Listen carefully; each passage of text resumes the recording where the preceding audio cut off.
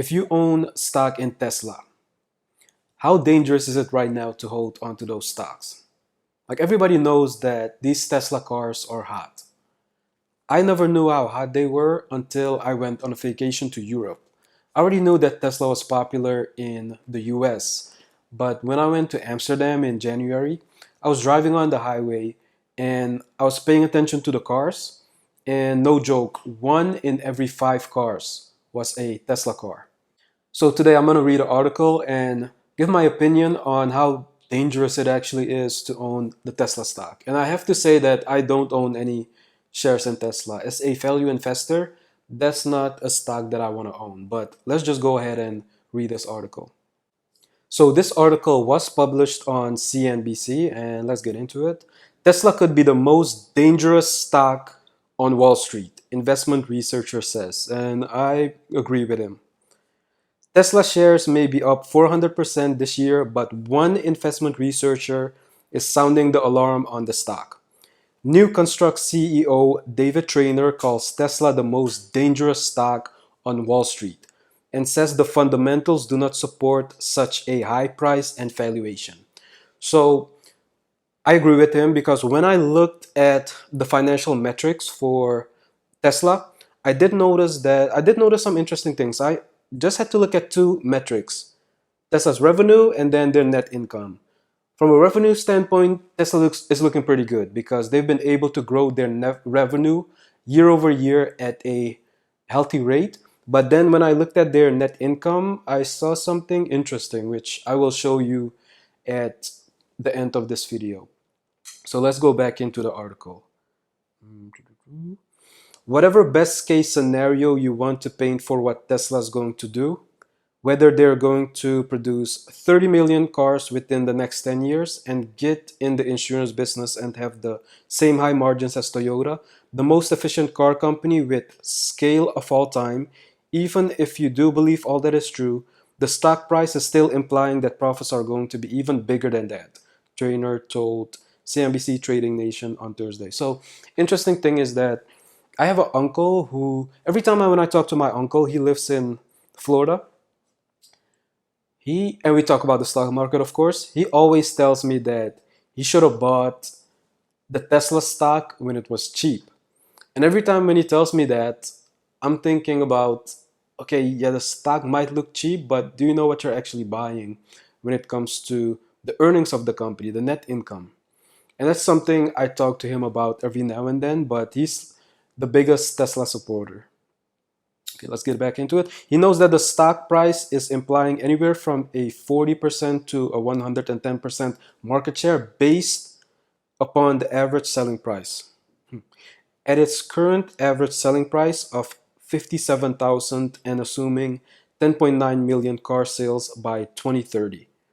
That implies a 42% market share. Tesla trades at 159 times forward earnings. One thing that, especially with Elon Musk, he definitely, with him being so much in the news and just people looking up to him, he definitely pushed those electric cars a lot further than they were gonna be at this moment. We think this is a big one of the biggest of all time houses of cards that is getting ready to fold, said Trainer. We are already kind of seeing that happening with the stock market dipping,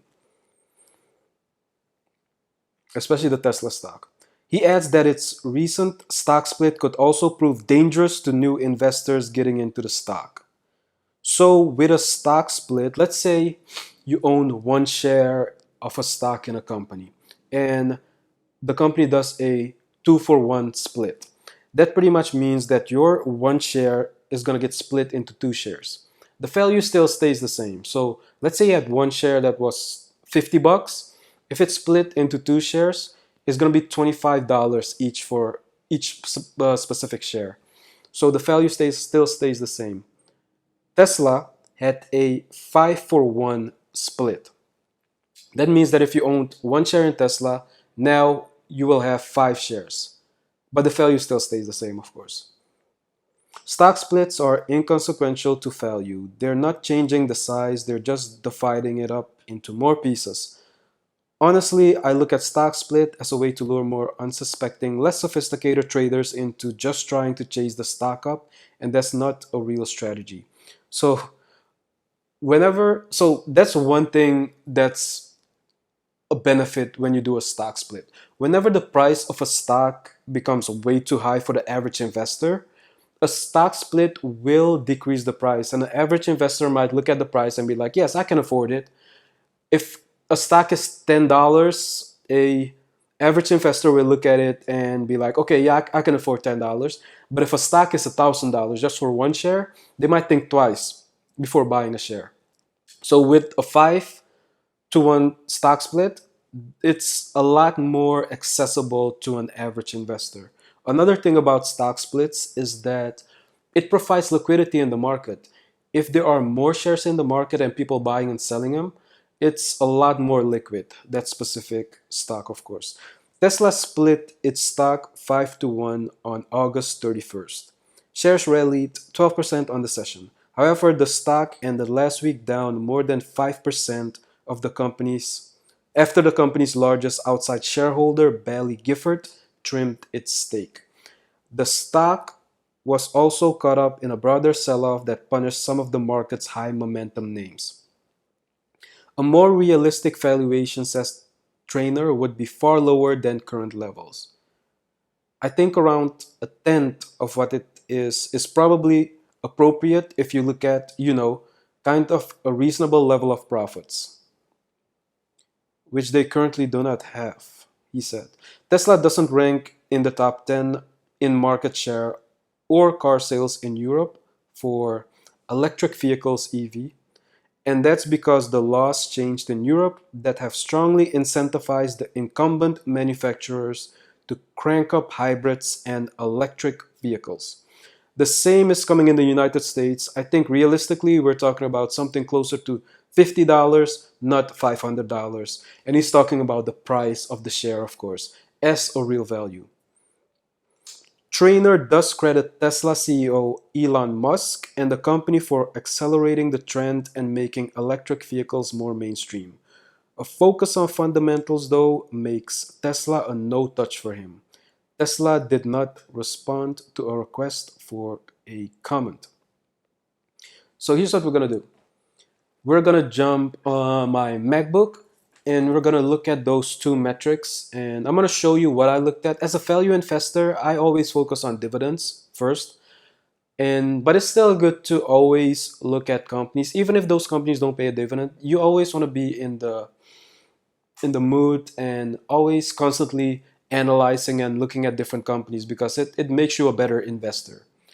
And when I'm looking at the chart, I keep thinking about my uncle who's like, "Oh, I should have bought Tesla when it was cheap," and I think he was talking about back in the early 2010, 2011, because it was trading at anywhere from $4 to $6, and like right now, at its highest peak, it got all the way up to I think $500 and dipped down a little bit or a lot to 345 today. Now, they don't pay a dividend. That's something that I pay attention to. And of course, they had their stock split at the end of August, a 5-to-1 stock split. So let's look at some of the financials. I usually like to come to Morningstar to look at some of the financials. Morningstar used to have a lot more information, a lot more data. Now they only show the last 5 to 6 years worth of data. But one thing that I paid attention to, and of course, just type in the ticker symbol for Tesla, which is TSLA, and you'll be able to get their financial information. And this is information that gets pulled from the annual report, but I always like to double check these numbers with the annual report also. But one thing that I pay attention to, especially with Tesla, was their total revenue, and I noticed that it was going up nicely year over year. And then I looked at their net income and I quickly noticed that, they've always been in the red. It's some people like to look at numbers. I like to look at charts. So let's jump over to Guru Focus and Looking at their 30-year financials, currently we're looking at their revenue, the Tesla revenue year over year. And like I said, I like to double check my numbers. I want to make sure that all the numbers line up. And these numbers do line up with the numbers in Morningstar, of course. So in the chart, you can see that Tesla has been able to grow their revenue at a healthy pace. But then when I switch over to their net income, so looking at their income statement, if I switch over to their net income, and let me close the revenue so you can really see it. As you can see, they've always been in the red. Now, that's not necessarily a bad thing, especially a lot of companies. So, one company that comes to mind is Amazon. When Amazon was focusing on growth, they were always in the red. They were not making a healthy net income, of course. So, this is something that I see Tesla doing. They're just trying to expand as fast as possible and gain market share. So, they could definitely turn this around and instead of being in the negative, turn it into a positive. But how long is that going to take? Like, how long as an investor are you willing to wait? That's a question that you have to answer. Me personally, I like to invest in companies that pay a dividend and that have a healthy net income. So let me know if you like this video and especially talking about and analyzing some of these companies. I could go deeper. I could look at debt. We could look at the return on equity, but just for Tesla, I just wanted to look at I just looked at these two metrics and I'm like, okay, that's all I needed to know. I looked at the metrics and I'm like, why is the price so high? Well, the price is high because of speculation, because people like Elon Musk, they have that hope that, okay, I like these cars. These cars are cars of the future, cars of now, that this is what I want to invest my money into. But yeah, let me know what your thoughts are on this topic. Let me know if you own a Tesla car. Like I would want to buy a Tesla car. And I'll talk to you guys in the next one.